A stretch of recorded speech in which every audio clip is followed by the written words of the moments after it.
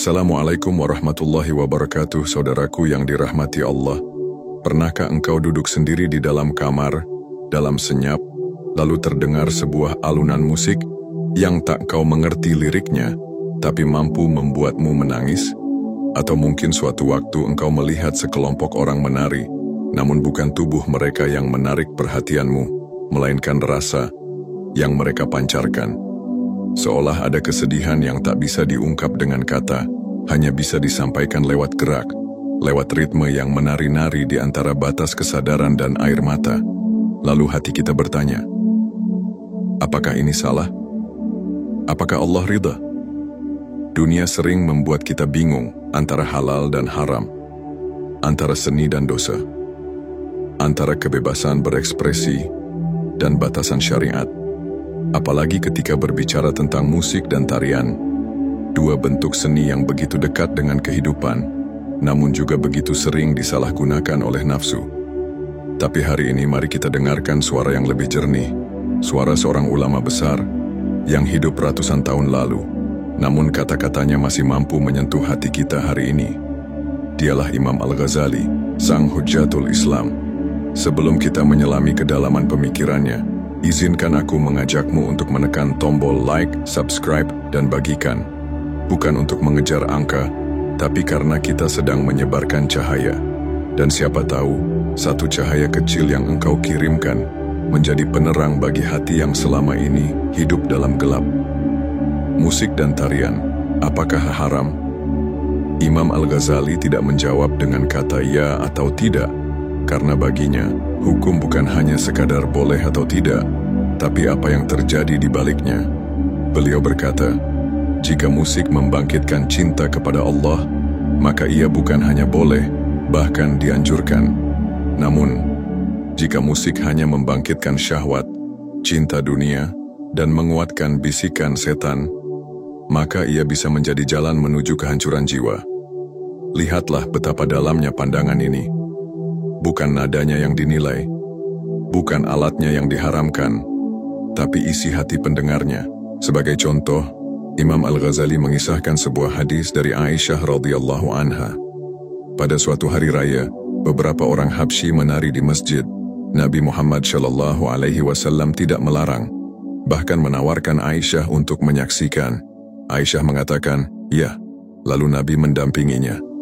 Aisyah berkata, Nabi terus berdiri menemaniku, hingga aku puas melihat pertunjukan itu. Ini bukan tentang hiburan kosong. Ini adalah tentang cinta, tentang kasih sayang, tentang kebahagiaan yang tidak melanggar batas. Di hari lain, dua gadis bernyanyi di rumah Aisyah. Abu Bakar datang dan berkata, seruling setan di rumah Nabi. Tapi Rasulullah menoleh dan bersabda dengan lembut, biarkan mereka. Ini hari raya. Lihatlah betapa lapangnya hati Rasulullah. Beliau tidak tergesa dalam menilai, tidak menutup telinga hanya karena ada suara nyanyian, karena beliau tahu bahwa yang membuat sesuatu menjadi baik atau buruk adalah niat dan tujuan. Musik dan tarian bisa menjadi ibadah. Imam Al-Ghazali menjelaskan bahwa musik bisa menjadi sarana untuk menenangkan jiwa, menumbuhkan rasa syukur, menguatkan semangat, bahkan membangkitkan cinta kepada Allah. Bayangkan, nyanyian para jamaah haji di Mekah yang memuji keagungan Baitullah, lantunan syair jihad yang membangkitkan semangat para mujahid melawan penjajah, atau nyanyian dalam walimah, dalam khitanan, yang menandai kebahagiaan dan rasa syukur seorang hamba. Ini bukan kesia-siaan. Ini adalah ungkapan jiwa yang dalam, yang jika disertai niat yang lurus, menjadi bagian dari ibadah. Namun, hati-hati. Musik juga bisa menjadi racun yang mematikan hati. Jika yang dibangkitkan adalah syahwat, khayalan dosa, cinta dunia, dan kelalaian dari Allah, maka musik menjadi alat setan. Karena itu, musik tidak bisa diberi hukum tunggal. Ia bergantung pada dua hal besar. 1. Isi hati orang yang mendengarnya. 2. Tujuan dari musik itu sendiri.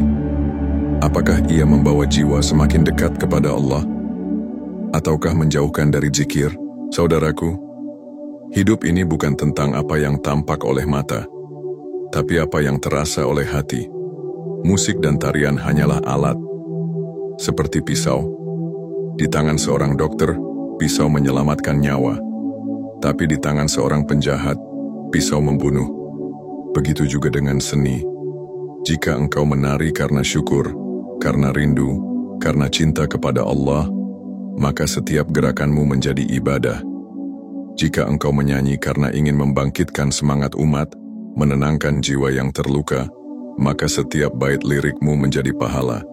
Tapi jika engkau melakukannya demi pujian manusia, demi popularitas, demi mengejar dunia, maka semua itu akan menjadi saksi yang membakar di hari kiamat.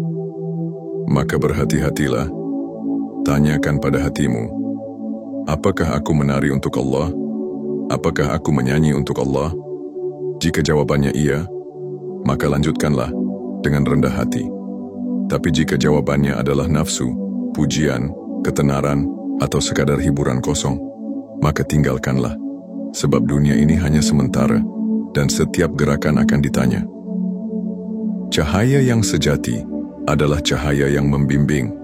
Dan kadang, cahaya itu datang dalam bentuk yang tidak kita sangka.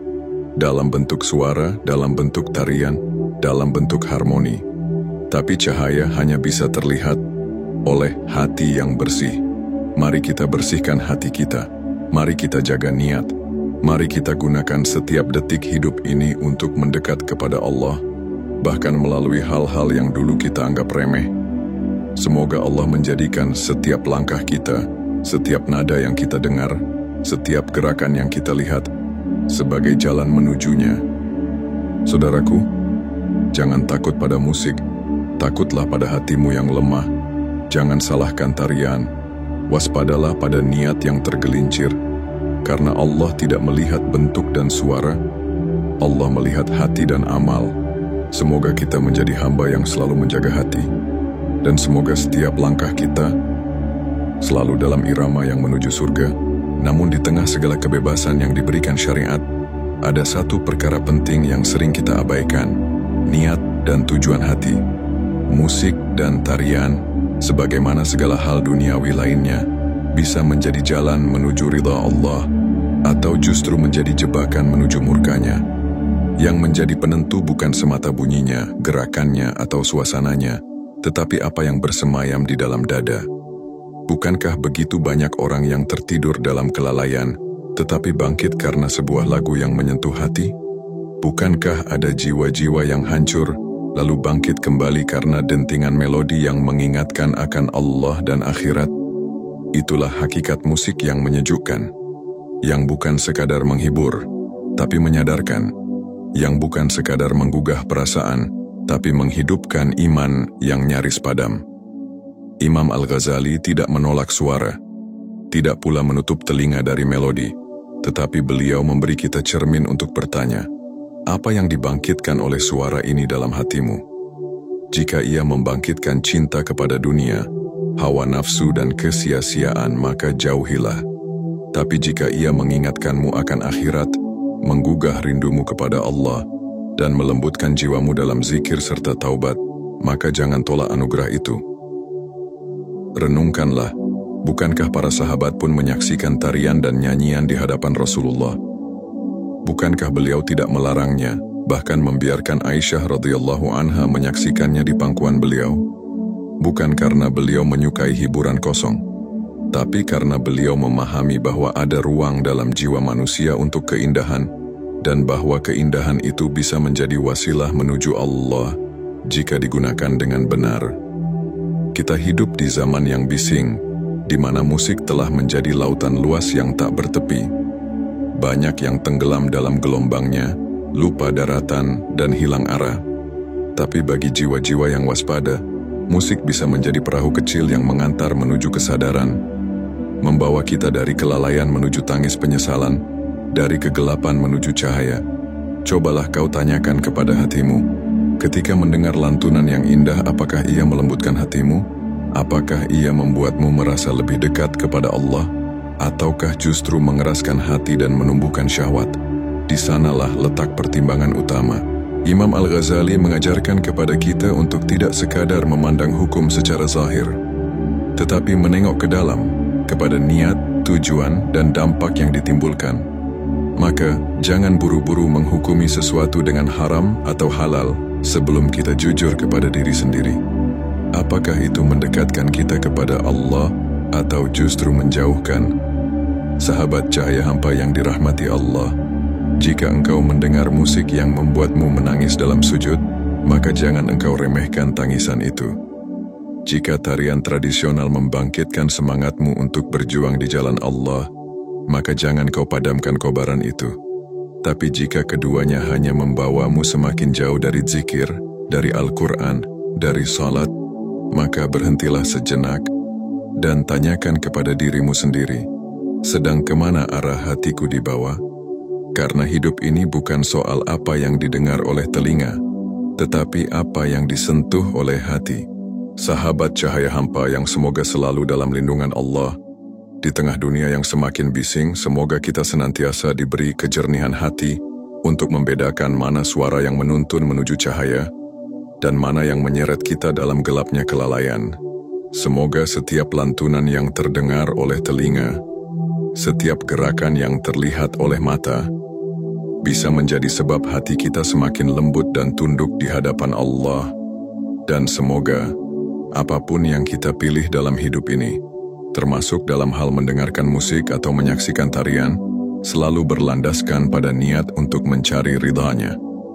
Jika video ini menyentuh hatimu walau hanya sedikit, jika ada satu bagian saja yang membuatmu merenung lebih dalam, maka tolong bantu sebarkan cahaya ini. Bagikan kepada saudaramu, keluargamu, dan orang-orang yang kau cintai. Siapa tahu, satu klik dari tanganmu menjadi sebab hidayah bagi hati yang sedang mencari jalan pulang. Jangan lupa untuk menyukai video ini, berikan komentarmu di bawah, dan tekan tombol subscribe agar kita bisa terus berjalan bersama dalam perjalanan sunyi mencari cahaya di tengah dunia yang hampa. Sampai bertemu di narasi berikutnya. Semoga Allah senantiasa menjaga hatimu dan menjadikannya tempat tinggal yang dirindukan oleh cahayanya. Assalamualaikum warahmatullahi wabarakatuh.